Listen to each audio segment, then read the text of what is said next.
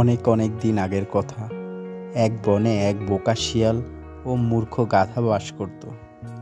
তাদের দুজনের ছিল খুবই বন্ধুত্ব। একদিন গাধা আর শিয়াল মামা ঝগড়া হচ্ছে। গাধা বলছে, জানো তুমি আকাশ যে লাল? আর শিয়াল মামা বলছে, দূর বোকা, তুই এটাও জানিস না, আকাশ হচ্ছে নীল। তারা উভয়ে স্ব অবস্থানে অনড়, কেউ কারো কথা মানতে নারাজ। অতঃপর তারা দুজনে সাব্যস্ত করলো বিষয়টা বনের রাজার নিকট নিয়ে যাবে। তারা বনের রাজা সিংহের কাছে বিচার নিয়ে গেল। গাধা এবং শিয়াল দুজনেই তাদের অভিযোগ জানালো। সিংহ বিচার করলেন যে গাধা সঠিক আর শিয়াল মামা ভুল। শিয়ালকে শাস্তি দিলেন, তোমার 2 দিন না খেয়ে থাকতে হবে, এখন তোমরা চলে যাও।